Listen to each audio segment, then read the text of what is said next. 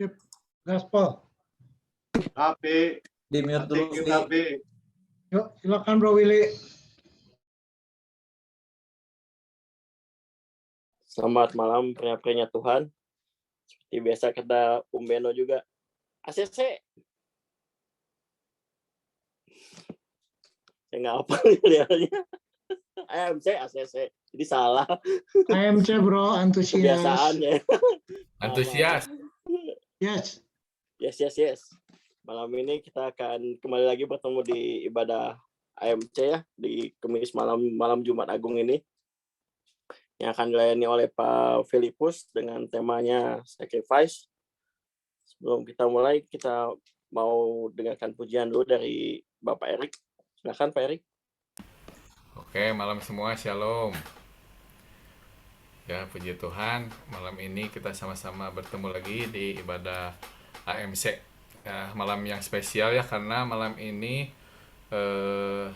tepatnya hari Kamis, Kamis Putih ya disebutnya. Kamis di mana malam perjamuan terakhir sama pembasuhan murid-murid Tuhan Yesus ya. Ya, kita peringati malam hari ini. Kita bersyukur Tuhan udah mengorbankan dirinya hanya untuk menyelamatkan kita ya. Seharusnya kita binasa, tapi kita diberi jaminan keselamatan daripada Tuhan. Kita siapkan hati kita mau menyanyikan lagu Si Jauh Timur dari Barat.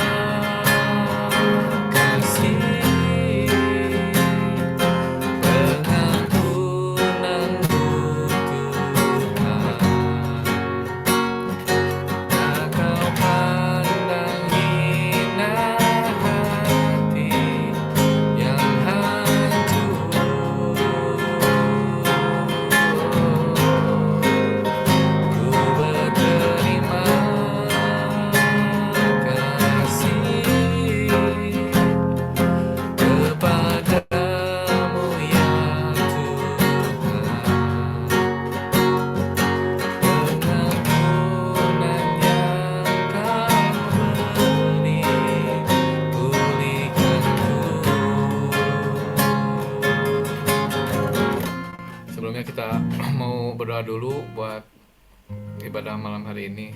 Tuhan, kami bersyukur, berterima kasih Tuhan buat kesempatan yang indah Tuhan kumpulkan kami di ibadah AMC saat malam hari ini. Tuhan, kami pria-prianya Tuhan, kami siap memuji muliakan nama-Mu, kami siap menerima kebenaran firman-Mu Tuhan.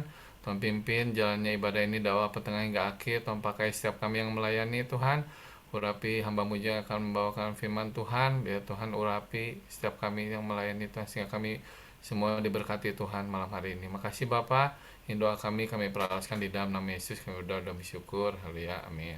Kita nyanyikan lagi Si Jauh Timur. Sejauh timur dari barat, Engkau membuang dosaku. Tiada Kau ingat lagi pelanggaranku.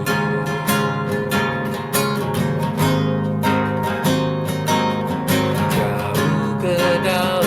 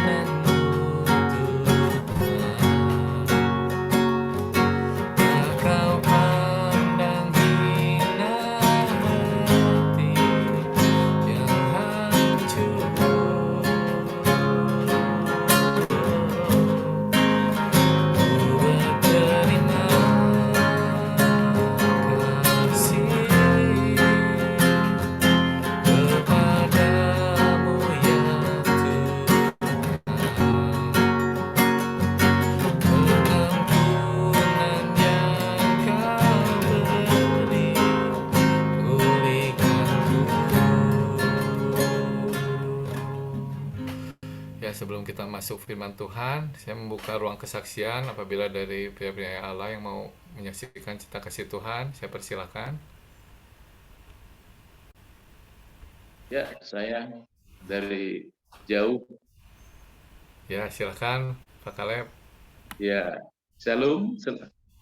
Selamat malam bagi kita semua. Selamat menjelang Jumat Agung ya. Ya, puji Gusti, saya mau bersaksi di minggu lalu usia saya 50 tahun ya. Tuhan kasih kado saya mengalami mujizat Tuhan yang bulan-bulan lalu itu mata saya kiri kanan itu mengalami pembengkakan. Ya. Kalau nggak ditangani bisa buta permanen kata ahli mata ya di netra ya. Jadi puji Tuhan saya katakan Tuhan saya mau sehat bersama dengan kaum melayani saya di Jawa Barat ya Sumedang khususnya. Akhirnya saya periksa ke klinik mata spesial mata di Netra Jalan Sumatera ya. Hasilnya puji Tuhan, jadi pembengkakan di mata itu sudah hilang ya. Akhirnya penglihatan saya jelas. Yang dulunya sudah rabun ya. Ada awan putih dan hitam gitu ya di mata itu. Wah, pikir saya Tuhan kalau saya melayani dengan mata yang tidak jelas ini bagaimana ya.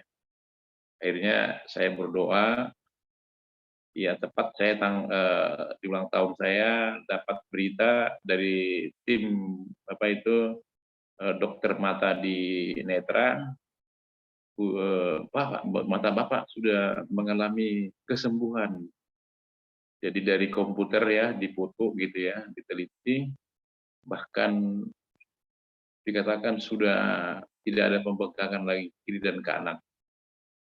Ya puji Tuhan, pria-pria Tuhan yang luar biasa, apapun yang kita alami, mujizat Tuhan masih berlaku. Ya itulah satu kesaksian singkat, tapi saya mengalami hal yang luar biasa. Yang sebelumnya pikiran saya itu dan terganggu lah ya. Wah, baca Alkitab. Walaupun saya kemarin pakai kacamata, nggak bisa jelas. Ya, tapi sekarang puji Tuhan, sekali-sekali tidak pakai kacamata juga udah bisa baca ya. Ya, itu semua mujizat pertolongan Tuhan. Tuhan Yesus memberkati. Shalom. Saya kembalikan kepada pemimpin pujian. Ya, puji Tuhan. Haleluya. Kesaksian yang luar biasa ya, hadiah ulang tahun yang ke-50 menerima kesembuhan Pak Kaleb. Ya, amin, Tuhan amin. ya, kuasa Tuhan luar biasa. Ya, mungkin dari yang lain ada yang mau menyaksikan cinta kasih Tuhan, saya persilakan.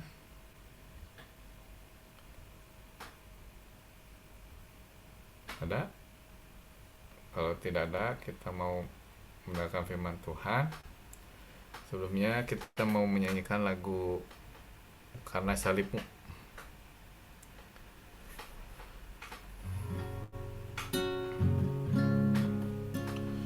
Hanya Kau Tuhan di hidupku, Kau berikan hidup yang baru. Darahmu menyucikan, pulihkan hatiku. Ku nyatakan Kaulah segalanya. Engkaulah sumber pengharapan. Amin. Kuasa-Mu sanggup menyembuhkan. Jiwaku pun berserah hanya kepadamu. Yesus, Kaulah segalanya.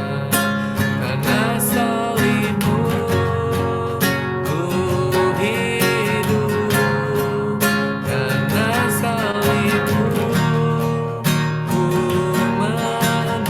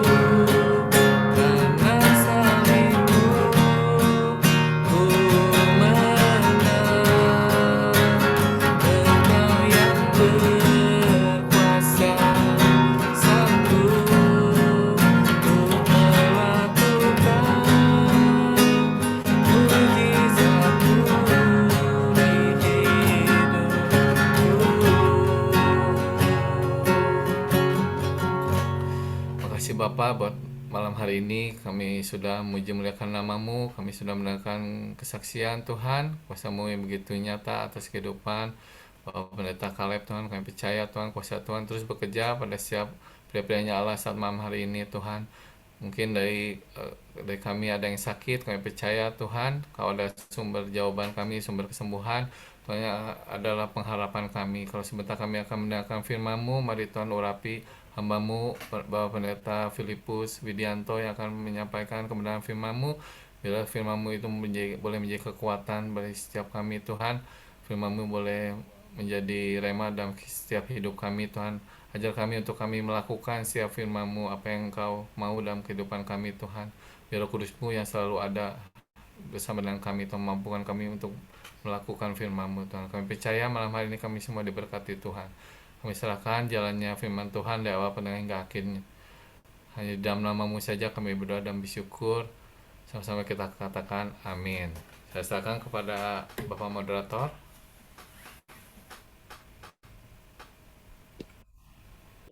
Kita sudah akan mendengarkan dari Pak Filipus ya tentang temanya sacrifice. Saya persilakan untuk Pak Filipus Widianto. Silakan Pak.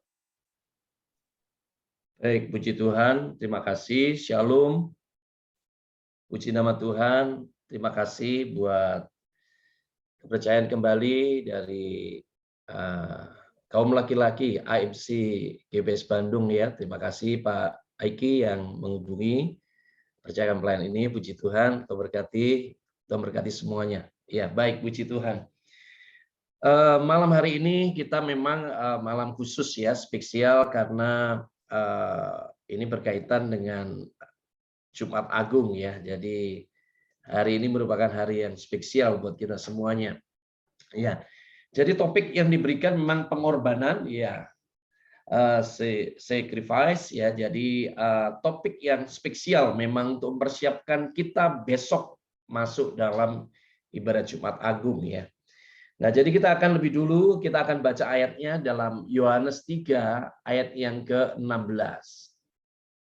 Yohanes 3 ayat yang ke-16. Yohanes 3 ayat yang ke-16. Dikatakan demikian, karena begitu besar kasih Allah akan dunia ini, sehingga ia telah mengaruniakan anaknya yang tunggal, supaya setiap orang yang percaya padanya tidak binasa, melainkan beroleh hidup yang kekal. Nah, ayat ini adalah ayat yang sudah menjadi mungkin ayat hafalan sejak sekolah minggu ya. Tapi sebenarnya ayat ini merupakan inti isi Alkitab tentang kasih Allah ya. Jadi kalau semua isi Alkitab diperas sebenarnya hanya bicara tentang satu, yaitu pengorbanan ya, yang didasari dengan kasih itu ya. Nah, kita melihat bahwa pengorbanan, kalau saya lihat pengorbanan ini berarti dari kata pengorbanan ini asal katanya dari korban ya, korban. Korban itu artinya pemberian untuk menyatakan kebaktian, kesetiaan dan lain sebagainya. Ini kamus bahasa Indonesia saya menyatakan ya. Kemudian dari kata korban itu mendapat kata awalan dan akhiran pean gitu ya, karena menjadi pengorbanan itu artinya, nah ini ya yang kita pelajari bersama, pengorbanan artinya proses, cara dan perbuatan mengorbankan itu ya. Ya, jadi sekali lagi arti dari pengorbanan itu berarti kita belajar tentang proses, caranya dan perbuatan untuk mengorbankan. Pengorbanan Kristus. Jadi pengorbanan Kristus itu merupakan sebuah proses. Jadi bukan mudah, bukan gampang gitu ya. Ya korbanlah. Ternyata ada prosesnya, ada caranya. Kemudian ada perbuatan yang tidak mudah yang harus dilalui oleh Yesus ya dalam pengorbanan itu.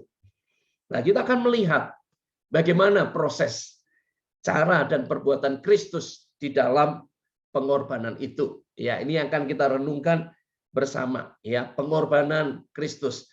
Nah, dari kata dari Yohanes 3:16 ayat ini bahwa karena begitu besar kasih Allah akan dunia ini sehingga ia telah mengaruniakan anaknya yang tunggal. Nah, kita akan lihat di sini mempelajari tentang anaknya yang tunggal itu yang dikorbankan, itu ya. Anaknya yang tunggal yang dikorbankan. Nah, kita akan belajar bahwa ternyata proses pengorbanan dalam ayat 16 ini ternyata tidak gampang. Karena di sana ada bapak yang mengorbankan anaknya yang tunggal. Ya, jadi ini bagi kita nggak mudah ya. Ada satu keluarga anak 2 perempuan. Ya, umur 21, anak perempuan karena sakit kalau nggak salah semacam kayak tumor di otak, lalu dipanggil oleh Tuhan. Padahal orang tuanya cinta Tuhan melalui Tuhan. Sempat menjadi putus asa dan mempertanyakan, adakah Tuhan?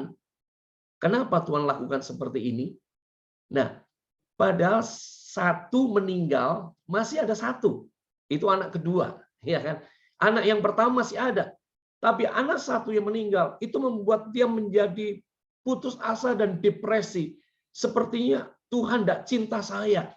Sudah melayani Tuhan, tapi anak saya diambil. Bayangkan, anak 2 diambil 1, menuduh Tuhan yang tidak-tidak. Gitu ya. Akhirnya dia sadar dan dia minta ampun bahwa dia salah. Untung dia sadar, gitu ya. Nah, perhatikan, anak 2 diambil 1, depresi. Bapak punya anak, cuma tunggal. Itulah pengorbanan. Ayat ini pendek, begitu besar kasih Allah, kasih Bapa, sehingga dikaruniakan anaknya, seperti yang ringan kalau dibaca. Tapi kalau didalami sebenarnya, oh nggak mudah itu. Bapa anak tunggal, Yesus Kristus lalu dikaruniakan. Dan dalam satu ayat yang sama, ternyata ada satu kerjasama. Bapa mengorbankan anaknya. Tapi kita lihat dalam ayat yang sama, ternyata Kristus mengorbankan hidupnya. Menyerahkan nyawanya. Ini Yesus ya. Jadi ada Bapa yang melepaskan, yang memberikan, yang mengaruniakan anaknya yang tunggal, tapi diresponi oleh Yesus. Jadi merupakan ini Yohanes 3:16 adalah perpaduan 2 kasih antara Bapa dan anak demi cinta manusia. Wah, ini luar biasa ya. Pengorbanan. Nah, kita akan melihat dalam sisi bagaimana karena ini bercerita tentang pengorbanan Kristus, kita akan renungkan tentang proses cara perbuatan Kristusnya. Ya kan, Bapa itu kasihnya luar biasa. Tapi jangan lupa Kristus meresponi itu dengan pengorbanan yang Bapa karuniakan dengan tidak marah, tidak menolak, tapi taat. Itu ya. Dan kita akan belajar dari pribadi Kristus yang luar biasa ini tentang bagaimana pengorbanan hidupnya di kayu salib ya. Kita akan baca ayatnya dalam Filipi pasal 2. Filipi pasal 2 ayat yang ke-5 sampai yang ke-11. Filipi pasal 2 ayat yang ke-5 sampai yang ke-11. Demikian firman Tuhan. Hendaklah kamu dalam hidupmu bersama menaruh pikiran dan perasaan yang terdapat juga dalam Kristus Yesus. Nah, ini proses yang perbuatan Yesus lakukan. Yang walaupun dalam rupa Allah, tidak menganggap kesetaraan dengan Allah. Itu sebagai milik yang harus dipertahankan.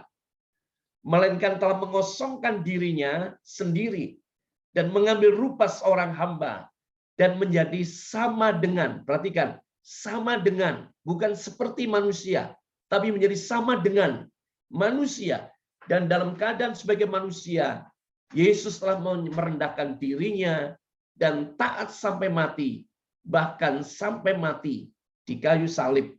Itulah sebabnya Allah sangat meninggikan dia dan mengaruniakan kepadanya nama di atas segala nama, supaya dalam nama Yesus bertekuk lutut segala yang ada di langit dan yang ada di atas bumi dan yang ada di bawah bumi, dan segala lidah mengaku Yesus Kristus adalah Tuhan bagi kemuliaan Allah Bapa. Nah, kita melihat bahwa dalam ayat ini, mulai dalam ayat yang khususnya ayat yang ke-6 sampai yang ke-8, kita menemukan sebenarnya Di sana ada proses bagaimana perbuatan pengorbanan Kristus itu sempurna, luar biasa, menjadi contoh buat kita semuanya.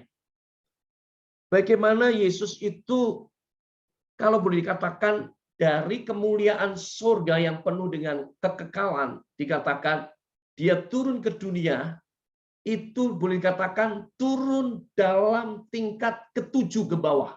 Itu. Kalau dibuat tangga, Yesus dari tahtanya yang penuh kemuliaan, turun sampai ke tangga yang paling bawah. 7 tangga ke bawah.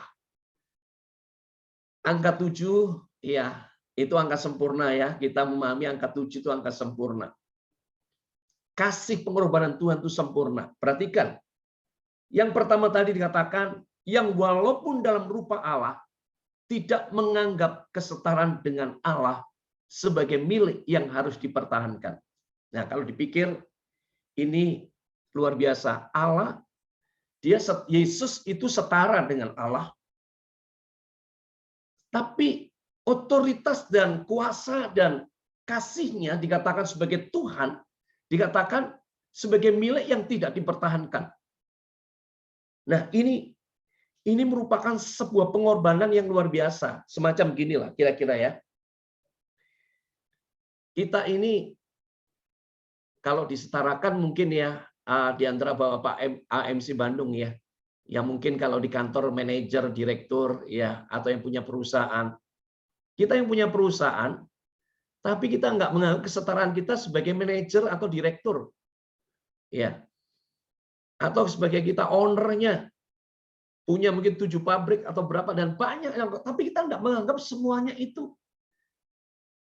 Dikatakan sebagai milik harus dipertahankan, tapi dilepaskan. Surga penuh dengan kemuliaan, emas perak, bukan hanya emas perak, penuh dengan emas, kemewahan, dan segala macam itu ya, dikatakan di Wahyu, segala macam ada kecubung, apa segala macam itu ada batu-batuan yang penuh kemuliaan. Pokoknya surga itu penuh dengan kemuliaan, lantainya emas dan sebagainya. Itu ditinggalkan dan turun ke rumah tukang kayu Yusuf, tidak ada apa-apanya.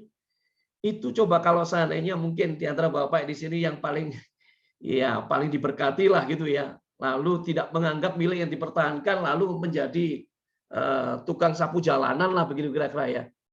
Itu kan sesuatu yang tidak mungkin. Tapi Yesus mengorbankan, semua rela tinggalkan, dia korbankan itu. Jadi ini bagian dari Yesus, penyerahan hak ya. Kita pernah belajar tentang penyerahan hak. Yesus punya hak untuk dihormati, dia punya hak untuk duduk di tahtanya. Tapi dia rela menyerahkan hak itu demi sebuah kasih pengorbanan kepada manusia. Nah, jadi Bapak-bapak ya jujur ya, kita punya hak sebagai pemimpin dihormati. Sebagai pemimpin punya hak untuk mengambil keputusan. Kita sebagai pemimpin punya hak, dan banyak hak-hak sekali kita harus katakan, aku harus dihargai, dihormati. Tetapi ada waktunya. Tuhan mengajar kita untuk kita tidak dikatakan menganggap itu yang menjadi milik yang harus dipertahankan. Ada waktunya kita harus menyerahkan hak itu. Yesus menyerahkan haknya demi pengorbanan manusia. Kedua, tangga turun yang kedua ke bawah dikatakan ayat yang ke-7, Yesus telah mengosongkan dirinya. Jadi Yesus bukan hanya melepaskan haknya, tapi dia kasih kosong dirinya. Jadi sebagai keilahiannya dikatakan sebagai kuasa, otoritas, kedaulatan atas langit dan bumi dan ciptaannya, dia kosongkan. Seolah dia memang tidak memakai semuanya. Kita tahu ya, waktu Yesus ditangkap, dikatakan aku bisa mengirim 12 pasukan untuk melawan orang Romawi atau membebaskan Yesus dari jeratan hukum atau Golgota. Yesus bisa lakukan, tapi Yesus tidak melakukan itu. Yesus mengosongkan dirinya. Tangga seterusnya yang ketiga, dikatakan mengambil rupa seorang hamba. Setelah mengosongkan dirinya, lalu mengambil seorang budak. Ini luar biasa ya. Sebenarnya dia Tuhan, segala Tuhan, Raja, segala Raja, tetapi dia kosongkan dirinya menjadi rupa seorang hamba. Ini hal yang tidak gampang ya. Tapi Yesus lakukan semua itu sampai dia ke level Seperti kemudian yang keempat dikatakan bukannya seorang hamba saja, tapi sama dengan manusia. Yesus lahir lewat perempuan, seorang perempuan dikatakan, seorang perawan dikatakan, Maria dikatakan sama dengan manusia. Makanya ini mungkin saudara-saudara kita sepupu yang lain itu mereka sangat mencibir ya. Kadang-kadang mereka katakan masa ya kan Yesus itu Tuhan kok dilahirkan. Lalu mereka mencemooh ya. Siapa bidannya? Ya kan kalau Tuhan lahir siapa bidannya katanya. Ya kan itu kan bentuk sebenarnya penistaan ya juga ya. Kalau mereka pasti sudah dikatakan penistaan gitu ya. Tapi itulah dikatakan Yesus memang melakukan sama dengan manusia yang mereka tidak paham bahwa Tuhan melakukan itu dikatakan menjadi sama dengan manusia. Jadi kalau mungkin ya satu gambaran orang yang saya diberkati dengan seorang dosen ya, dia seorang dosen, dia orang pintar, kemudian dia pengetahuannya luas dan kalau nggak salah terakhir ini dia juga ngambil doktor gitu ya. Kemudian dia bukunya itu mungkin nggak tahu berapa ribu ya, mungkin kalau dia bilang ada 7.000 buku atau berapa ya. Dia katakan gini, dia belajar kalau dia belajar bicara dengan siapa, dia tahu. Dia ngerti politik, dia ngerti ekonomi, dia ngerti pokoknya semua. Dia juga seorang hamba Tuhan, jadi pokoknya dia wawasannya luas. Dia bilang gini, kalau dia bicara dengan seseorang, dia belajar merendahkan dirinya sama dengan orang itu. Sama halnya dia bilang, kalau kita bicara dengan anak, maka bicara kita jangan berdiri tinggi. Tapi berdirilah, kita jongkok, duduk sama dengan anak itu tingginya. Gitu ya. Jadi supaya bisa bicara dengan anak itu. Jadi dia yang pengetahuannya luas, tapi kalau bicara dengan orang yang mungkin terbatas, dia yang merendahkan gaya bicara bahasanya, merendahkan dirinya untuk dia bisa bicara dengan pengetahuan orang itu. Seperti gambaran seorang yang sudah tinggi tua, gitu kan, bicara dengan anak dia jongkok untuk bisa sama tingginya dengan anak dan bercerita dengan bahasa anak. Tuhan dikatakan mengambil rupa seorang hamba dan sama dengan manusia, mendudukkan karena Allah. Kalau bicara dengan manusia, pasti manusia akan hangus. Tapi dia mendudukkan hadir sebagai sama dengan, bukan seperti. Berarti Tuhan bisa duduk seperti dia jongkok dan menyamakan diri dengan kita manusia. Itu pengorbanan. Itu pengorbanan. Berapa banyak seringkali kita ini dilecehkan, berapa banyak kita merasa seperti tidak dihargai, diinjak hak kita, berapa kali kita merasa seperti kita tidak dihormati, mungkin di perusahaan atau mungkin di rumah. Ya kan? Ada waktunya kadang-kala kita memang harus menjadi sama dengan manusia, bahkan dikatakan dalam keadaan sebagai manusia, Yesus merendahkan diri. Nah, berarti itu adalah tadi dikatakan merendahkan diri. Yang keempat tadi adalah tangga ke bawah yang keempat. Merendahkan diri adalah tangga ke bawah yang kelima. Jadi sudah jadi sama manusia, merendahkan diri lagi. Ya kayak tadi duduk seperti anak kecil. Yesus bahkan lebih dari sekedar itu, merendahkan dirinya di tempat yang paling jorok lah begitu. Karena dunia yang penuh dengan lumpur dosa, Yesus ada di sana. Dan dikatakan merendahkan dirinya. Yesus memberikan contoh bagaimana pengorbanan itu membutuhkan kerendahan hati. Kita tidak dengan sombong karena kita ini kaya, karena kita pintar, karena kita bergelar, karena kita punya jabatan. Yesus memberikan teladan bahwa pengorbanan Kristus memberikan contoh bagaimana dia merendahkan diri, mengorbankan semua atribut-atributnya, semua apa yang menjadi kemuliaan dan kehebatannya dia tanggalkan, dia merendahkan diri. Ini adalah sebuah proses perbuatan pengorbanan yang tidak mudah. Kemudian tangga yang keenam dikatakan taat sampai mati.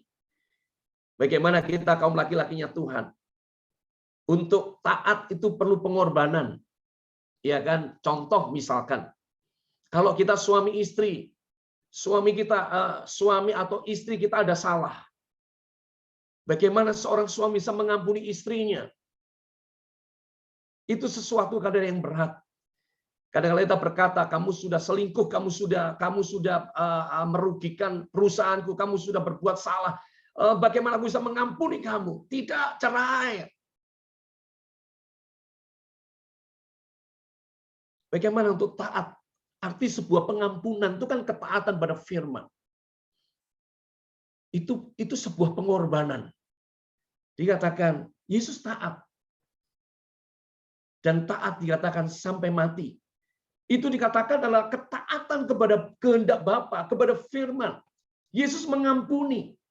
Makanya waktu di salib jual juta, 7 perkataan Yesus itu semua kata-kata kasih dan kata berkat, ampuni mereka karena mereka tidak tahu apa yang mereka perbuat. Tapi mungkin doa kita berbeda ya, karena Tuhan ampuni dia karena dia tahu apa yang dia perbuat. Kurang ajar Tuhan. Begitu kan seringkali, kurang ajar Tuhan. Balas Tuhan. Gitu ya. Kadang-kala kita bisa, tapi Yesus perkataannya selalu dengan kasih. Itu adalah pengorbanan Kristus. Dikatakan taat sampai mati, taat kepada Bapa, kasih itu mengampuni. Yesus mengampuni kita manusia yang berdosa. Yesus mengampuni orang Romawi yang mencambuk dia dan seterusnya. Dan dikatakan tangga yang paling bawah adalah mati di kayu salib. Ini tangga paling bawah. Sudah mati, mati tidak, bukan mati dengan cara wajar gitu ya. Di tempat tidur gitu ya, tiba-tiba tidak bisa bangun, wah dia mati ya. Enak rasanya ya. Jadi begitu bangun keterusan berangkat gitu ya, rasanya enak. Yesus matinya nggak enak. Dikatakan bahwa Yesus mati disalib. Dan Alkitab mencatat orang yang disalib itu mati sebagai orang yang terkutuk. Dan dalam Matius 27 ayat 50 ada yang menarik waktu Yesus dalam kematiannya. Tapi sebelum ayat itu ya, ternyata Yesus kalau direnungkan bagaimana dia mati disalib. Karena ini adalah malam untuk Jumat Agung, kita renungkan kembali. Bagaimana Yesus dalam menjalani masa dia penderitaan. Malam seperti ini Yesus mendapat ciuman Yudas. Ternyata tidak selamanya ciuman itu adalah ciuman kasih. Tapi ciuman pengkhianatan yang diterima oleh Yesus. Ya, akhirnya Yesus mengalami satu penderitaan yang luar biasa. Dan waktu Yesus itu dihajar, ya kan, kita tahu ya Romawi itu cambukan ujungnya itu ada mata yang model kayak kail ya. Ya, saya pernah mendengar itu bahwa kalau itu ada 7 ya, 7 bagian, ujungnya juga masing-masing ada kailnya gitu ya. Tapi dalam cambukan itu ada masing-masing ada 7, 7, 7, 7. Berarti ada 49 ya. Jadi kalau dia cambuk karena itu ada ujungnya bentuk kail, begitu cambuk, tarik dagingnya pasti ikut. Tarik dagingnya pasti ikut. Kalau kita renungkan seperti itu. Dan saya mendengar bagaimana ya itu kalau diimajinasikan waktu diceritakan bahwa mungkin apa yang dialami oleh Mel Gibson ya, yang memperagakan Yesus ya, itu mungkin hanya seperberapanya ya, hanya seperberapanya. Tapi yang sesungguhnya Yesus alami lebih dari itu. Dan ada sebuah yang catatan sejarah menyatakan bahwa Yesus waktu mengalami cambukan seperti itu, ya punggungnya itu robek ya, dan robek itu bahkan ada yang menyatakan bahwa karena tentara Romawi kalau mukul ini ya kan pasti dengan kekuatan seorang tentara. Ya apalagi kalau di rumah habis marah-marah dengan istrinya, waduh. Ya mungkin dilampiaskan kepada orang yang dicambuk gitu ya. Dan itu dikatakan bisa kelihatan ya dari belakang tulang itu tulang punggungnya itu kelihatan dan mungkin bahkan katanya bisa sampai kelihatan itu isi perutnya. Saking itu karena cambukan kan berulang-ulang. Dan setelah itu harus pikul salib via Dolorosa dan kemudian waktu pikul salib saya yakin pikul salibnya enggak disiapkan pakai disekap dulu ya. Saya yakin enggak ya. Kayunya makanya ada lagu yang salib Yesus itu kayu yang kasar ya. Kemudian kan kalau salib itu kan begini ya, Bapak kan. Nah, pertanyaannya Yang horizontal di depan atau horizontal di belakang. Kalau horizontalnya di depan masih mungkin rata tangannya. Tapi kalau itu di belakang dan ada yang berkata itu memang yang horizontalnya di belakang. Bayangkan berarti kalau ini ketemu begini, sedangkan yang horizontalnya di belakang, maka waktu disalib tangannya berarti kan ke belakang. Bayangkan. Itu lebih sakit dan karena ditarik ke belakang. Dan itu sesuatu yang menyakitkan. Ada yang bilang katanya dipaku di sini, ada yang di sini. Kalau benar di sini, ini kan ada di antara pergelangan tangan kita itu ada tengah yang kosongnya. Tapi di situ sebenarnya katanya ada tempat satu, ada syaraf yang biasanya kalau kita misalkan terbentur sesuatu sedikit kan, aduh sakit sekali itu. Nah, itu syarafnya ada di sini. Ya, ada yang menyatakan begitu ya. Nah, itu kalau sampai itu dipaku, sakitnya memang luar biasa, ya. Sakitnya luar biasa. Dan itu sesuatu pengorbanan Kristus yang luar biasa. Dan kita melihat ya bahwa semua apa yang dilakukan dan akhirnya Yesus mengalami mati di salib Golgota. Tapi ternyata ayat mencatat tadi ya, Matius 27:50 berkata, Yesus berseru pula dengan suara nyaring, lalu menyerahkan nyawanya. Jadi dikatakan Yesus itu, dikatakan Matius 27:50, dikatakan Yesus berseru dengan suara nyaring, lalu menyerahkan nyawanya. Nah, berarti dari ayat ini sebenarnya kita melihat, Yesus sebetulnya, sesungguhnya bukan mati karena dia dibunuh. Tapi sesungguhnya dia mati karena dia menyerahkan nyawanya. Kembali ke ayat tadi, dia menyerahkan haknya, hak untuk hidup, hak untuk membela diri, hak untuk menyerang mereka yang menyerang Yesus. Tapi sudah lakukan semuanya itu. Inilah pengorbanan. Inilah sacrifice. Jadi inilah pengorbanan. Jumat Agung mengingatkan kita, berapa banyak pengorbanan kita belum seberapa dibanding dengan Yesus. Tuhan mengasihi kita. Dan kita melihat Yesus lakukan semuanya itu. Kita melihat Yesus, dia tadi katakan turun ke tangga paling nadir, paling bawah untuk menjangkau siapa di Golgota. Tempat yang mengerikan itu adalah karena menjangkau saudara dan saya, menjangkau keluarga kita, menjangkau kita manusia yang penuh dengan kejahatan. Itulah dikatakan Yesus lakukan semuanya. Itu proses pengorbanan Tuhan.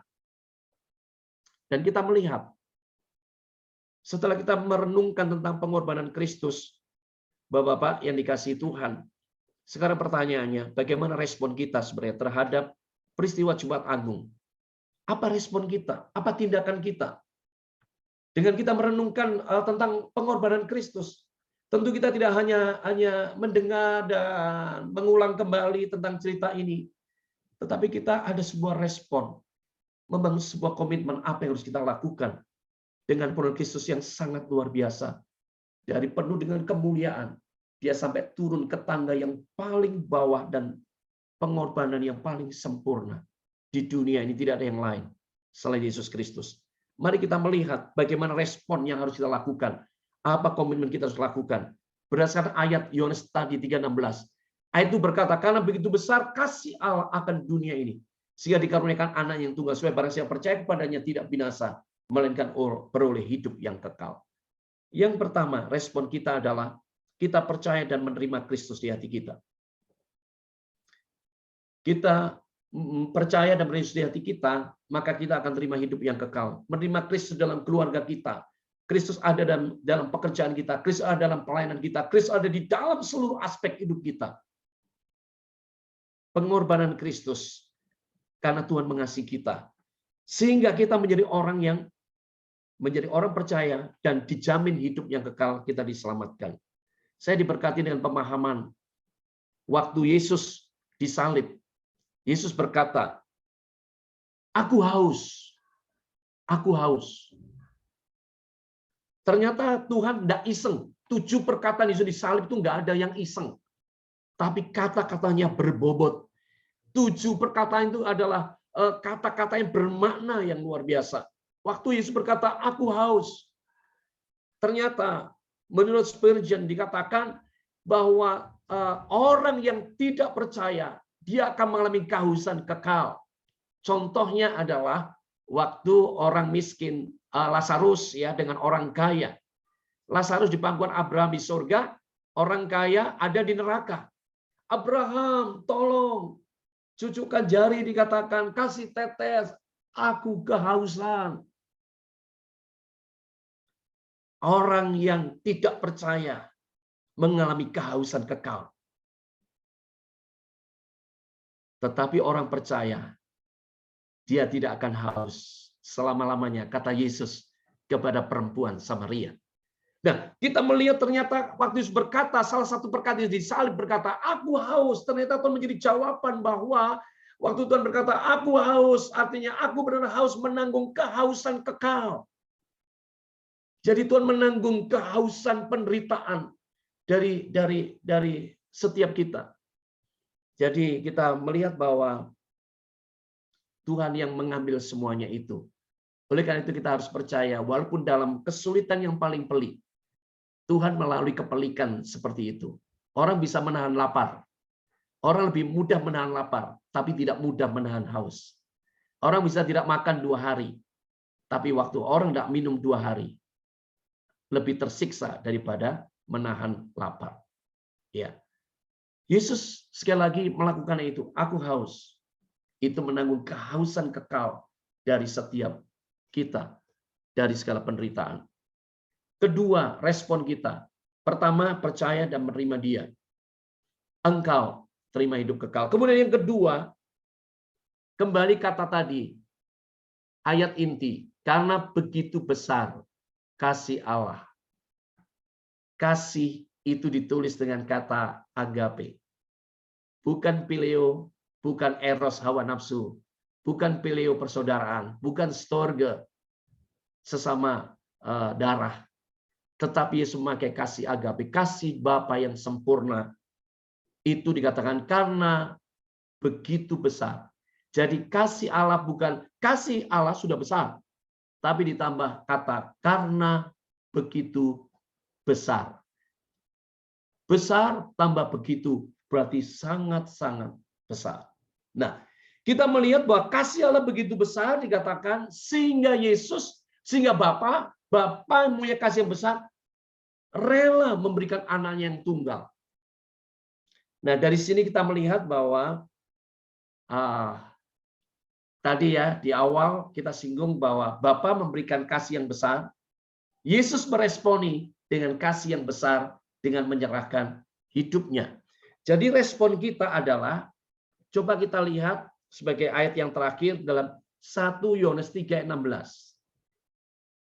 1 Yohanes 3:16. 1 Yohanes 3 ayat 16. Kita baca bersama-sama walaupun di tempat masing-masing ya. Di tempat masing-masing membaca walaupun tidak dibuka mic-nya. Ayat 16 ya. 1 Yohanes 3 16 2 3. Demikianlah kita ketahui kasih Kristus, yaitu bahwa Ia telah menyerahkan nyawanya untuk kita. Jadi kita pun wajib menyerahkan nyawa kita untuk saudara-saudara kita. Amin. Bapak-bapak yang dikasihi Tuhan, ternyata ini yang nulis sama-sama Yohanes ya. Yohanes 3:16, 1 Yohanes 3:16. Ternyata ada koneksinya. Paralel ya. Sama-sama 3:16. 3:16. Satu Injil Yohanes, yang satu surat 1 Yohanes 3:16. Terjadi koneksi. Ya. Nah, ada kasih Allah memberikan anak yang tunggal. Anak yang tunggal itu menyerahkan nyawanya. Dia melakukan proses pengorbanan 7 langkah tingkat turun ke bawah tadi. Dikatakan, ayat 16 berkata, Kristus dikatakan kasih Kristus, kasih agape tadi, menyerahkan nyawanya untuk saudara dan saya. Maka respon kita adalah kita wajib menyerahkan nyawa untuk saudara-saudara kita. Ya, pertanyaannya, kita sudah pernah menyerahkan nyawa? Kadang-kala kita menyerahkan untuk kasih suka mengalah. Tidak gampang ya. Tidak gampang. Suami istri, ya kadangkala saya suami istri, walaupun hamba Tuhan, ya ini sebuah proses untuk menyesuaikan dengan istri. Saya beda 5 tahun dengan istri saya. Ya, ada karakter tersendiri, ya. Apalagi awal-awal ya kita tahu ya Bapak di sini sudah ada yang opa-opa, arti dalam sudah umur 60-an lah gitu ya. Sudah lebih tua dari saya ya.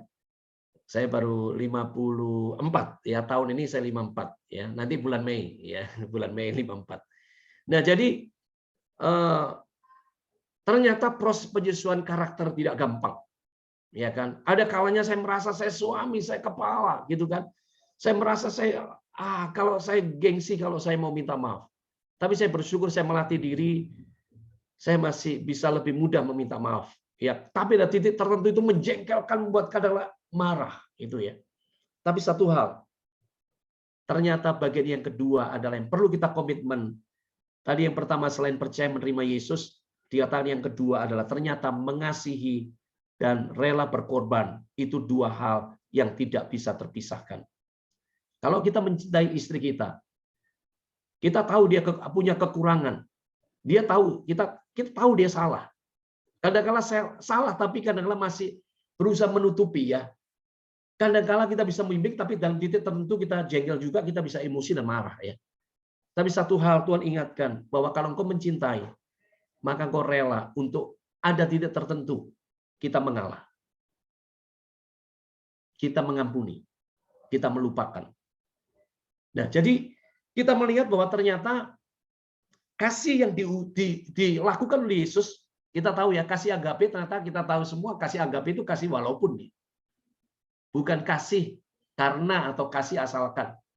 Yesus kasih agape walaupun kamu berdosa, walaupun kamu itu telah berbuat yang seperti perempuan Samaria, telah berzina dan ganti-ganti suami dikatakan, walaupun kamu telah jatuh dalam mabuk pesapuran meninggalkan Tuhan, tapi seperti bungsu atau kembali, Bapa mengampuni, Yesus mengampuni dikatakan. Walaupun kata sehingga saya dalam Roma dikatakan, Tuhan telah mati buat kita, waktu kita masih berdosa. Ya, jadi Tuhan sudah mati waktu kita berdosa. Jadi bukan waktu kita datang terus Tuhan mengampuni. Ternyata waktu berdosa Tuhan sudah mati buat kita. Itu kasih. Jadi kasih agape itu kasih walaupun. Bukan kasih asalkan. Ya asalkan kau menyenangkan ya oke lah. Saya juga menyenangkan kamu. Tapi Tuhan walaupun kau menjengkelkan, Tuhan mengasihi kita. Haleluya. Jadi Bapak, berapa banyak kita dituntut seringkali sebagai leader, sebagai imam, sebagai pemimpin. Kita menjadi contoh, figur teladan. Bukan hanya tahu teori, tapi kita kan dituntut menjadi teladan bagi anak-anak, bagi istri. Tentang apa arti itu kasih, apa arti pengampunan, penerimaan. Kita mulai dari suami. Saya punya prinsip 7 saling, 3 mulai. Saling mengasihi, saling mendoakan, saling mengasihi. Ada 7 pokoknya saling-saling. Boleh 15, boleh, tapi saya mengambil 7 inti di Alkitab. Lalu 3 mulai. Apa sih 3 mulai itu? Mulai dari hal kecil. Mulai dari sekarang. Mulai dari saya. Itu prinsip.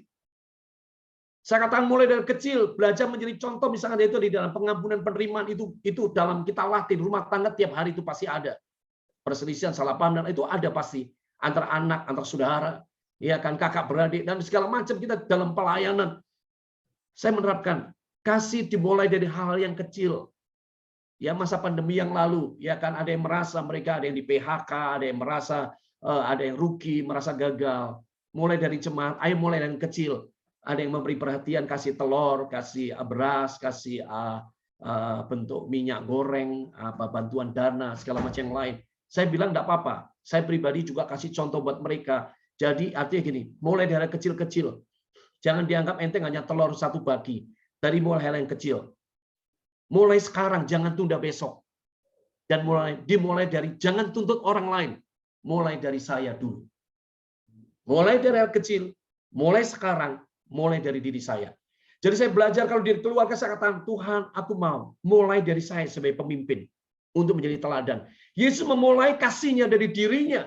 Sehingga dia katakan, demikianlah kita ketahui kasih Kristus. Yaitu bahwa Yesus menyerahkan nyawanya untuk kita. Jadi kita wajib menyerahkan nyawa juga untuk saudara kita. Yesus mulai dari dirinya. Jadi Bapak-bapak, biar kita terdorong di hari perenungan malam Jumat Agung. Haleluya. Mari kita renungkan kasih Allah begitu melimpah atas kita. Kita bukannya senang dan mensyukuri, menyembah, cukup. Itu kita harus lakukan. Tapi lebih dari Tuhan katakan, wajib lakukan yang sama. Mengasihi dan bahkan menyerahkan nyawa. Kita belum sampai menyerahkan nyawa, menyerahkan uang, menyerahkan waktu. Saya diberkati sebagai, sebelum mengakhiri ya, pembanding sebuah nubuatan sebenarnya, peristiwa yang sudah dilakukan sebagai tipologi ya, tipologi Alkitab tentang peristiwa Yesus disalib, pengorbanan antara Bapa dan Kristus itu sebenarnya diceritakan peristiwa Abraham dan Ishak kan. Itu sebuah tipologi yang sudah diceritakan. Itulah gambaran Bapa Abraham menyerahkan anak yang tunggal, Bapa di surga menyerahkan anak tunggal Yesus. Itu sebagai bentuk tipologinya. Dan kita melihat Bapa waktu itu, kalau kita renungkan, itu pelajaran buat kita. Abraham laki-laki, kita berikan contoh. Ternyata wajib lakukan. Dari sisi Bapa dikatakan Abraham mengorbankan apa? Anaknya yang tunggal Abraham. Dia berikan waktunya. Dia pergi ke Gunung Moria itu 3 hari. Kemudian dia menyiapkan kayu. Dia membawa 2 bujangnya. Perjalanan pasti perlu uang makan karena 3 hari. Pulang PP selama 6 hari. Lalu naik Gunung Moria. Mungkin bisa sampai 7-8 hari. Itu perlu biaya. Kemudian dikatakan transportnya, keledainya juga perlu makan. Api, kemudian juga terutama korban perasaan dan pikirannya. Bagaimana? Maksud anak baru diberi diminta lagi. Tuhan bagaimana? Tapi dia lakukan. Karena sebenarnya itu bukannya demonstrasi iman saja. Tapi Abraham mendemonstrasikan kasihnya. Tetapi di situ sebenarnya bukan hanya Bapak, tapi Ishak. Kalau dipikir Ishak waktu itu sudah pikul kayu, berarti sudah remaja. Harusnya Ishak itu bisa memberontak. Pak, ini apa-apaan ini? Kenapa aku diikat? Kenapa aku ditaruh di atas kayu? Batu mesbah ini dia tahu waktu itu mesbah korban bakaran. Dia pasti dipersembahkan mau dibunuh, dibakar. Ini apa-apaan sih Papa? Dia bisa pikul kayu berarti dia kuat. Dia harusnya bisa lompat dan memberontak waktu diikat. Tidak. Gitu pasti bisa ya. Tapi itu gambaran ternyata Ishak menjadi sebuah tipologi. Sebuah gambaran Ishak seperti Kristus. Jadi peristiwa Gunung Moria. Ada pengorbanan perasaan dari anak yang diikat, yang mau dibunuh. Papa tega, papa kejam, papa itu perasaan anak pasti berkecamuk. Tapi dia mengalami itu, dia lakukan semuanya. Dan mari itu gambaran itu seperti gambaran Bapak dengan Yesus. Demonstrasi antara Bapak anak, Bapak di surga dan Kristus. Dan itu demonstrasi akan kita lakukan, hai semua kita anak-anak Tuhan. Kaum laki-laki AMC Bandung. Bila ada demonstrasi kasih antara Bapak di surga dengan kaum laki-laki GBS AMC Bandung. Orang akan melihat demonstrasi kasih di rumah tangga. Antara Bapak di surga menyatakan kasih lewat siapa? Lewat Bapak imam, kepala pemimpin menjadi contoh dan teladan. Demonstrasi kasih kepada mereka. Orang akan melihat sekarang segan dan orang berkata luar biasa itu Abraham dan Ishak. Luar biasa antara Bapa, Yohanes 3:16, 1 Yohanes 3:16, Yesus, Bapa dan Yesus itu luar biasa. Tapi Tuhan mau luar biasa terjadi di keluarga saudara. Terjadi di hidup kita. Tuhan mau begini. Terjadi demonstrasi kasih antara Bapa di surga. Terwujud lewat hidupmu kaum laki-lakinya Tuhan. Itu hati Tuhan. Tuhan berkata wajib itu nggak bisa ditawar. Wajib itu sebuah keharusan. Jangan berkata, aku bukan hamba Tuhan, aku bukan pendeta, aku tidak full time. Tapi Tuhan katakan, demonstrasi kasih Bapa dengan setiap kita yang percaya dan menerima Dia, wajib hukumnya menyerahkan nyawa bagi saudara yang lain. Kita belum menyerahkan nyawa, mari belajar hal yang kecil. Menyerahkan waktu kita untuk beribadah, waktu untuk misbah keluarga, waktu untuk istri anak, memberikan waktu prioritas, bukan waktu untuk game, untuk yang lain, untuk hobi kita bisa lebih banyak, tapi tidak, kita komitmen manajemen waktu kita dengan baik, memberikan quality time yang baik buat keluarga, terlebih quality time yang terbaik juga untuk Yesus yang telah memberikan waktu, dirinya, hidupnya dan segalanya buat saudara saya. Jadi mari kita mau demonstrasi kasih Bapa di surga dengan kita. itu terjadi. Dan orang bisa melihat, ini keren. Ini kasih yang nyata. Ini baru kasih agape. Kasih walaupun di sekeliling kita menyebalkan. Walaupun orang sekitar kita menjengkelkan. Tapi ada kasih Bapa, kasih agape. Walaupun kamu menjengkelkan. Tapi aku tetap mengasihi kamu. Aku tetap mengampuni dan menerima kamu. Aku tetap mendoakan kamu. Bukti kasih. Benar-benar kasih. Pasti ada pengorbanan. Pengorbanan untuk Bapa kepada Tuhan. Tapi pengorbanan pada sesama. Yang paling dekat adalah keluarga kita. Amin firman Tuhan. Tuhan berkati kita semuanya. Saya serahkan kembali pada pimpinan. Tuhan Yesus berkati.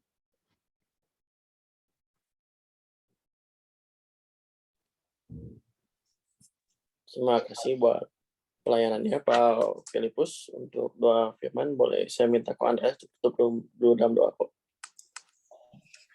Ya, sahabat-sahabat AMC, mari kita akan berdoa untuk firman Tuhan yang sudah kita terima hari ini. Kami bersyukur Tuhan oleh anugerah dan kemurahan Tuhan, kami boleh berkumpul lewat ibadah AMC ini. Terima kasih untuk firman-Mu, betapa pengorbanan Yesus buat hidup kami, kasih yang tulus, kasih yang sepenuhnya atas hidup kami, rela berkorban bagi kami. Dan itu membuat kami boleh terus memandang salib Kristus. Kami boleh mengerjakan dengan caranya Tuhan, sehingga kami juga boleh jadi saluran berkat buat teman-teman kami, buat keluarga kami, buat orang-orang di sekitar kami. Lewat makna Jumat Agung dan Paskah ini juga kami terus makin memahami kasih Tuhan dalam hidup kami. Memberkati Pak Filipus yang sudah menyampaikan firman Tuhan. Tuhan tetap semakin memakai setiap pelayanannya, terutama untuk Departemen Laki-laki GPPS Indonesia ini Tuhan, semakin berkembang dan ada banyak laki-laki yang semakin takut akan Tuhan. Berkati rumah tangga, keluarga, istri dan anak-anaknya juga, biarlah penyertaan Tuhan senantiasa semakin nyata buat kehidupan Pak Filipus. Terima kasih Bapak, kami akan melanjutkan ibadah kami, Tuhan tetap pimpin sertai, hingga akhir ibadah kami tetap boleh memuliakan nama-Mu. Di dalam nama Tuhan Yesus Kristus kami berdoa dan mengucap syukur. Amin. Sekali lagi terima kasih buat Pak Filipus untuk sharing firman Tuhan yang sangat memberkati ya. Di malam Jumat Agung ini kita bisa memaknai pengorbanan Tuhan Yesus dengan lebih percaya dan menerima Kristus dan juga mengimplementasikan kasih agape dalam kehidupan kita sehari-hari. Sebelum sesi tanya jawab, mungkin ada pujian dulu. Ko Haiki. Silakan pujian dulu.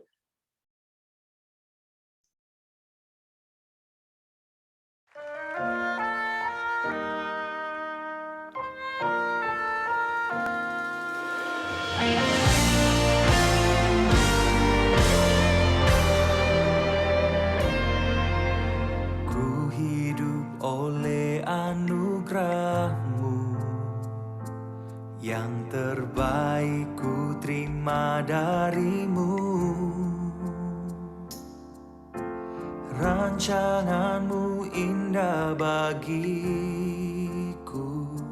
sebab ku hidup selalu di dalam-Mu. Tiada pernah ku meragukan bukti kasih dan karya salib-Mu.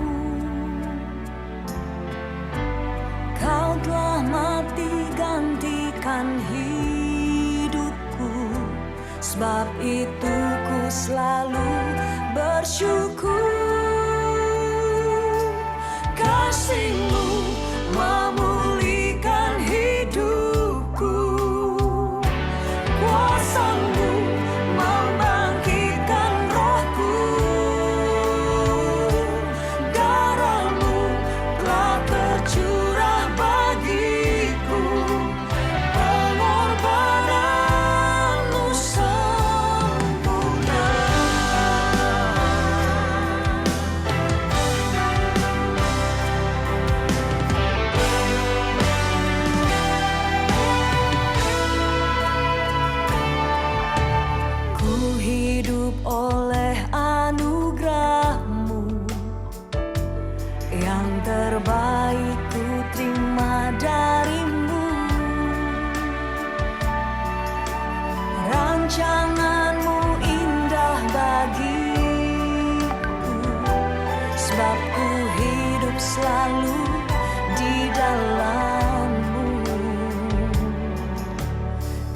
Tiada pernah ku meragukan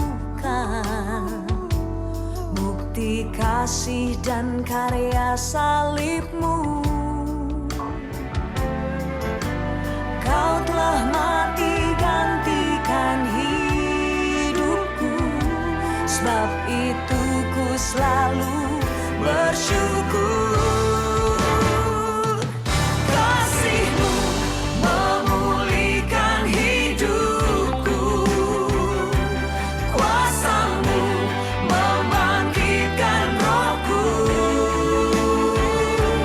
darah-Mu telah tercurah bagiku, pengorbanan-Mu sempurna.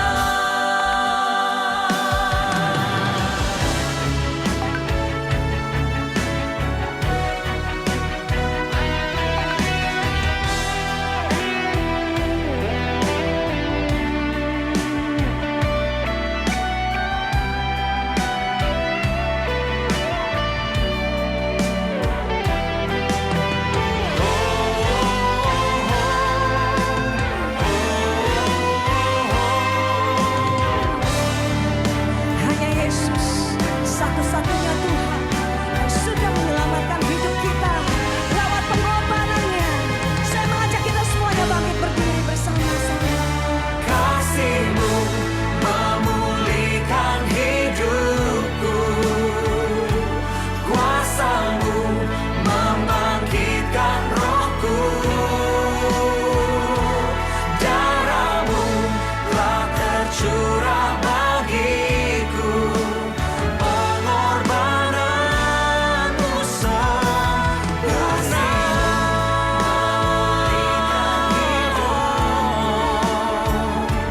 Kuasa-Mu membangkitkan rohku,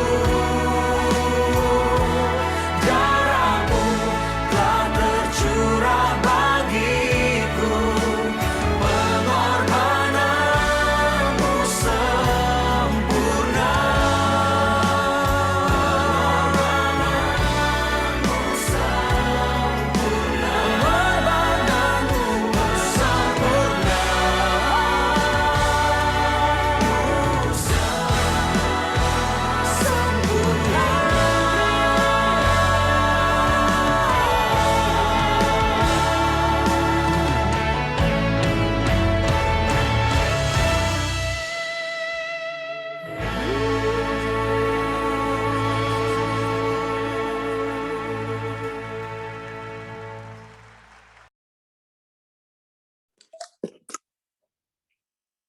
Haleluya.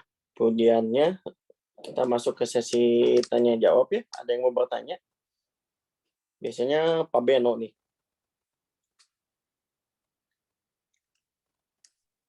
Will, Tuh, kan. Silakan Pak Beno. tahu aja Willy ya.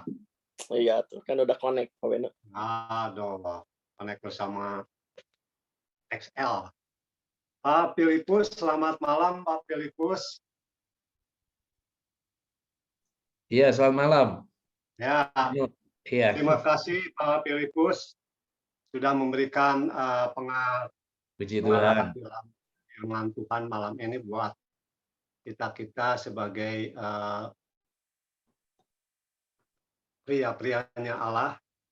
Saya tadi menyimak di 1 Yohanes 3 ayat 16, Pak. Iya.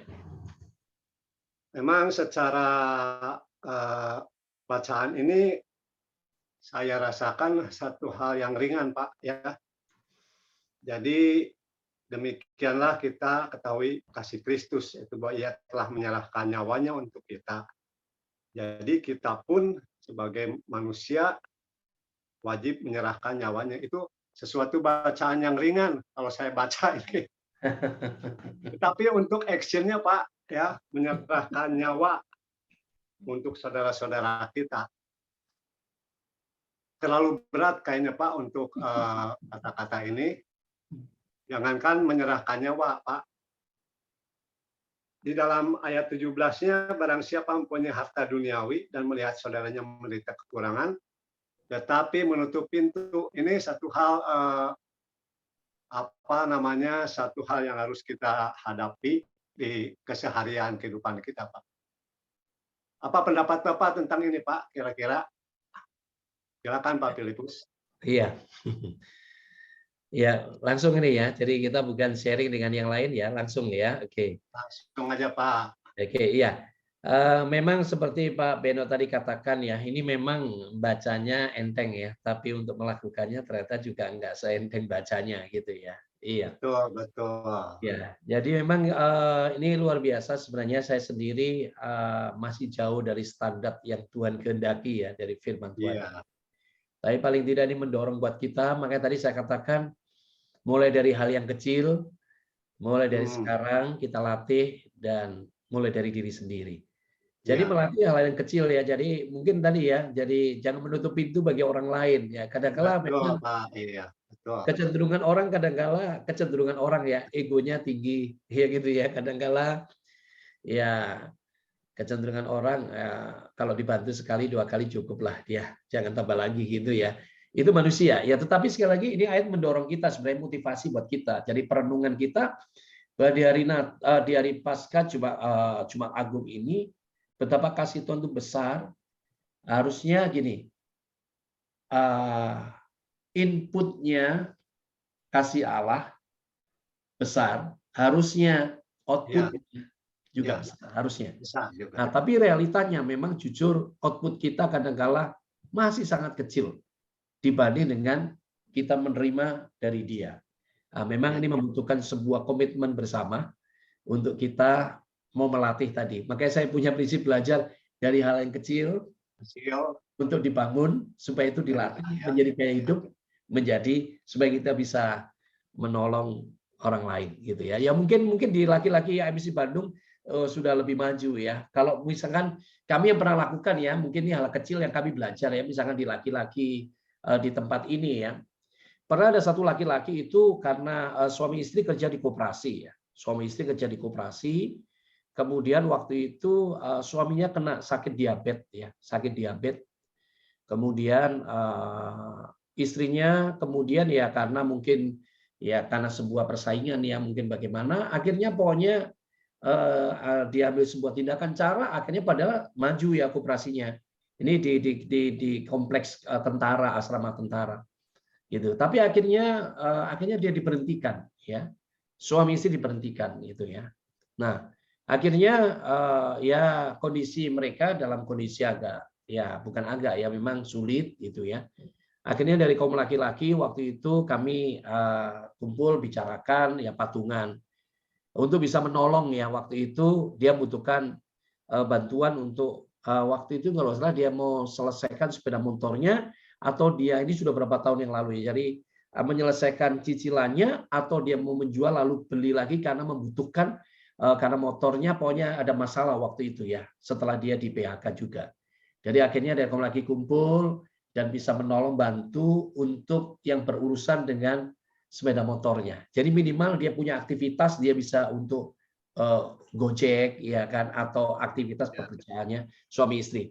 Mungkin saya kira di kaum-kaum laki di Bandung ya saya lihat perkembangan ya kalau itu lebih juga banyak kegiatan-kegiatan kebersamaan yang bagus ya. Jadi saya kira itu terus dikembangkan ya. Jadi mungkin seperti ini tidak sampai mungkin menyerahkan nyawa ini berat ya Pak Beno ya. Betul Pak Philip. Ya. Gitu ya. Tetapi dari hal itu kita latih kembangkan lagi ya.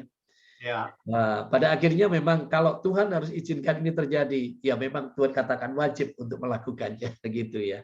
Oke Pak Beno, memberkati. Ya, berkati Pak Philip. Ya. Kadang-kadang input sama output yang dari Tuhan kita tidak balan ya Pak. Iya. Jadi itulah yang kita temui di kehidupan kita sehari-hari sebagai pria-pria Allah Pak. Ya. Baik Pak Philip. Terima kasih atas penjelasannya. Terima kasih Pak Beno. Memberkati. Memberkati. Masih ada waktu kok, Heki.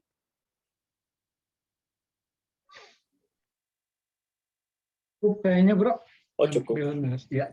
Nanti kalau masih ada pertanyaan lebih lanjut bisa di WA ke Heki ya. Jadi pertanyaan. Pak Filipus. Terima kasih Pak Filipus buat pelayanan. Berkati. Berkati. Untuk selanjutnya pengumuman saya serahkan pada Ko Heki. Silakan kok. Oke, makasih banyak Bro Willy, Bro Erik dari ACC. Terima kasih buat pelayanannya, sungguh luar biasa. Tuhan memakai lebihan-lebihan kemuliaan nama Tuhan. Thank you Bro.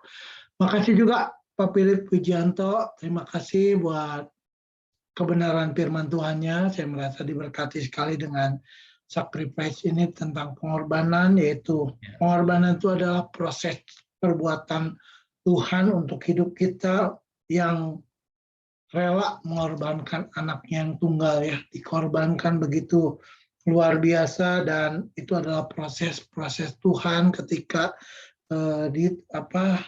nyawanya untuk mengosongkan dirinya, mengambil rupa sebagai hamba sama dengan seperti manusia, bahkan merendahkan dirinya, taat sampai mati, bahkan matinya pun di kayu salib.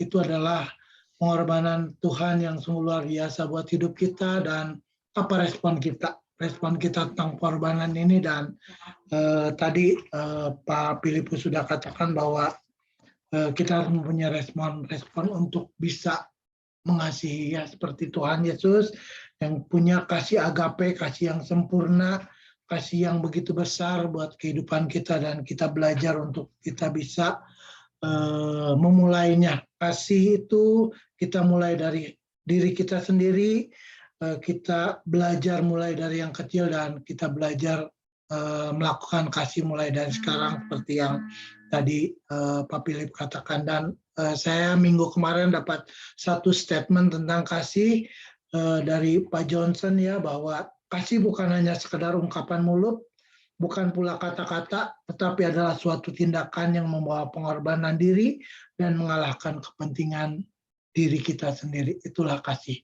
Mari kita belajar untuk saling mengasihi melalui pengorbanan Tuhan Yesus di kayu salib, melalui kasih Tuhan yang bisa memulihkan hidup kita, kuasa Tuhan yang membangkitkan roh kita, bahkan darahnya pun tercurah untuk mengorbankan hidup kita, bahkan pengorbanannya yang begitu sempurna.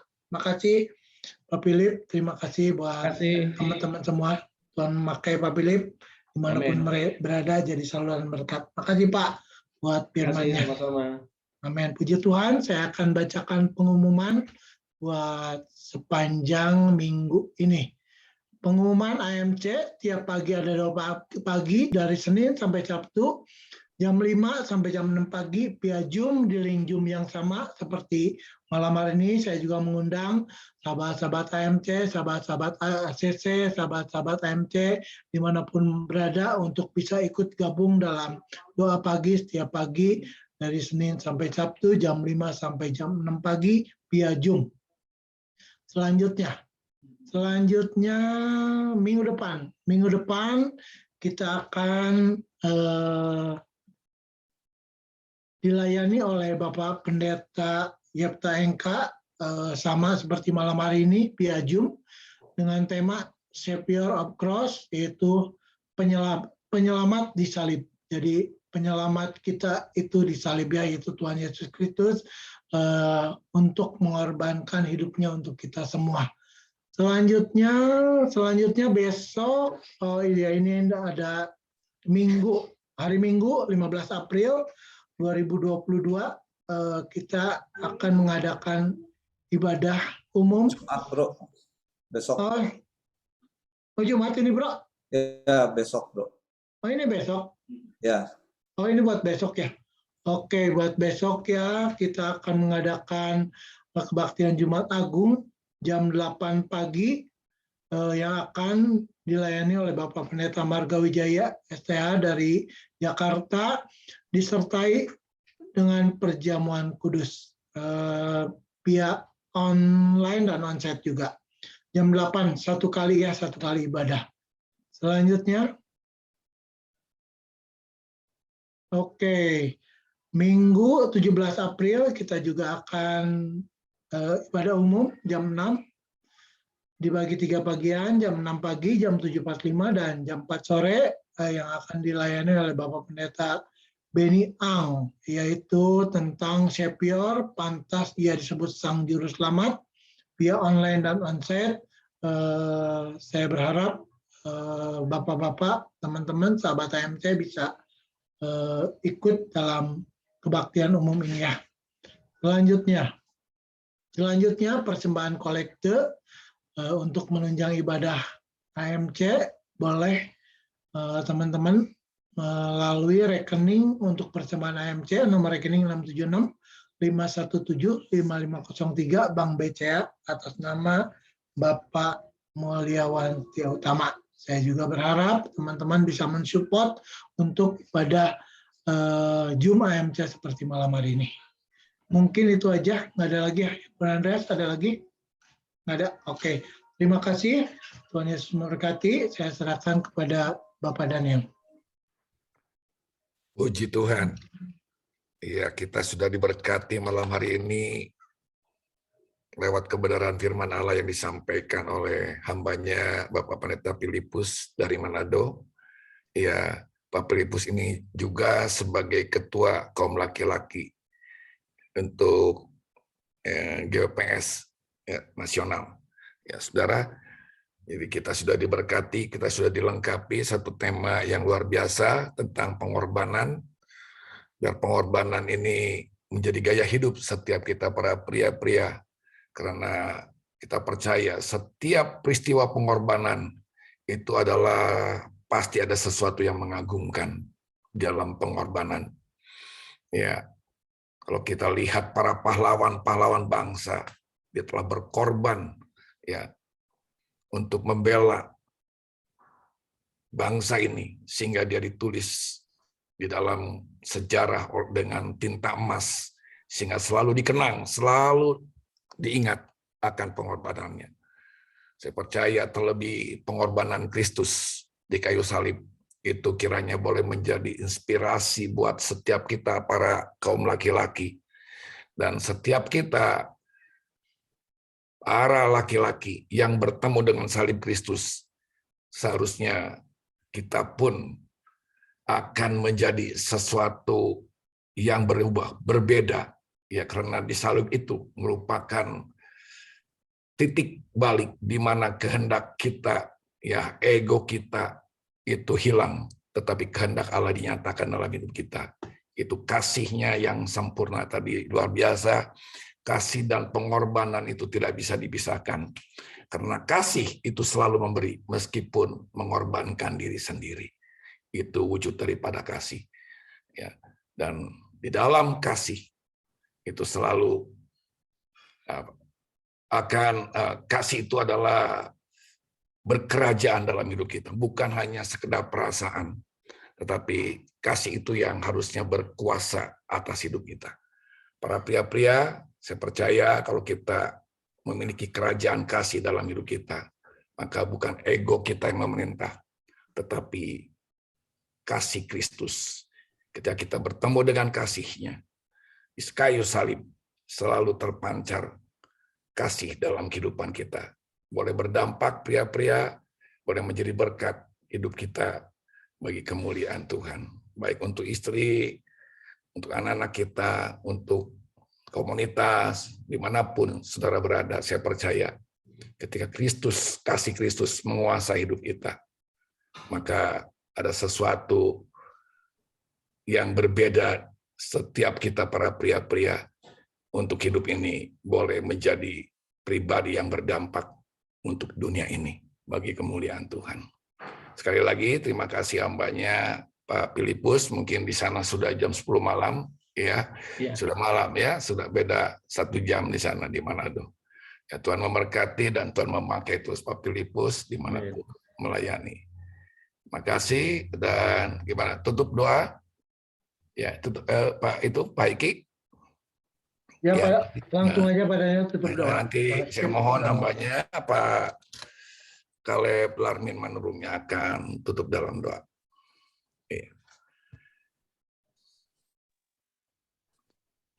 Mari kita berdoa bersama. Segala puji, hormat, kemuliaan bagi Bapa di surga. Sungguh kami diberkati, dimotivasi dengan luar biasa. Kaum laki-lakimu Tuhan yang ada di AMC Bandung sekitarnya, Biarlah kami Tuhan sungguh meneladani pengorbanan yang luar biasa yang tiada bandingnya. Biarlah kami solid satu dengan yang lain. Jikalau kami sudah mendengarkan firman-Mu yang disampaikan oleh hamba-Mu Pak Filipus Wirianto Tuhan, biarlah kami bukan sekedar pendengar-pendengar yang budiman, tetapi menjadi pelaku-pelaku Tuhan. Urapi kami, tolong kami Tuhan, hingga nama-Mu dipermuliakan, baik kaum pria-Mu, kaum laki-laki AMC, ACC, dan kami Jawa Barat, bahkan Indonesia, menjadi berkat. Terima kasih Tuhan untuk hamba-hamba-Mu yang melayani. Pak Filipus di Manado, bahkan yang melayani juga yang di Agape, Tuhan, pengorbanan mereka sungguh tiada sia-sia Tuhan. GPPS Agape juga diberkati semakin maju solid. Tim penggembalaan juga semua jemaat kaum laki-laki-Mu dan yang lain menjangkau Jawa Barat, Bandung, dan untuk kemuliaan nama Bapa. Di dalam nama Yesus kami berkorban, bukan hanya kata-kata saja, tapi kami praktek dan lakukan itu dengan pertolongan Tuhan dan berbagai cara Tuhan campur tangan. Sebentar kami berpisah Tuhan melalui Zoom. Biarlah lindungi kami malam hari ini, persiapan ikut ibadah Jumat Agung besok Tuhan. Biarlah lindungi kami dan pertemukan kami kembali di waktu-waktu Tuhan pertemukan kami kembali. Pria-prianya Tuhan, angkat tangan-Mu, terimalah berkat anugerah dari Allah Bapa, keberhasilan, keberuntungan menjadi milik-Mu, keselamatan dari Yesus Kristus serta persekutuan dalam Roh-Nya yang kudus, itulah yang menyertai, memberkati kita, menguatkan kita sampai selamanya. Di dalam nama Tuhan Yesus Kristus kita berdoa dan mengucap syukur. Haleluya. Amin. Amin. Amin.